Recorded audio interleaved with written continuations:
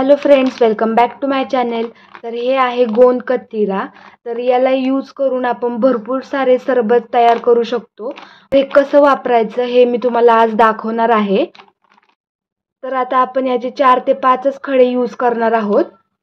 तर गोंद कतिरा उष्णतेसाठी भरपूर फायद्याचं असतं आणि आपण हे प्रत्येक सरबतात टाकून किंवा दुधात देखील टाकून सरबत किंवा मिल्कशेक वगैरे तयार करू शकतो।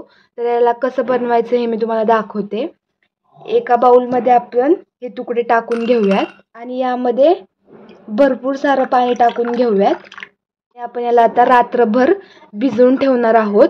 सकाळी तो एकदम फुलून जेली सारखा तयार होतो। तर आता आपण याला रात्रभर भिजत ठेवूया।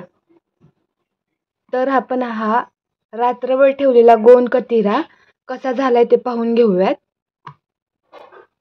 तुम्ही ते बघू शकता, हा गोंद कतिरा एकदम जेली सारखा वरती फुलून आलेला आहे।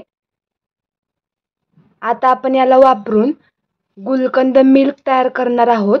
तर याची रेसिपी मी यापुढे दाखवत आहे, तर व्हिडिओ लास्ट पर्यंत नक्की बघा। आता आपण या ग्लासमध्ये 1 चमचा गोंद कतिरा टाकून घेऊयात। आता यामध्ये आपण टाकून घेऊयात बर्फाचे तुकडे, 1 चमचा गुलकंद। जर तुम्हाला कमी गोड लागत असेल तर तुम्ही फक्त गुलकंदच टाका आणि ज्यांना जास्त गोड लागत असेल त्यात तुम्ही थोडीशी साखर सुद्धा टाकू शकता। तर मी इथे 1 टेबलस्पून साखर टाकून घेतेय आणि आता आपण यामध्ये थंड दूध टाकून घेऊयात आणि याला चांगलं मिक्स करून घ्यायचं। तयार आहे आपलं गोडसर आणि अगदी हेल्दी गुलकंद मिल्क।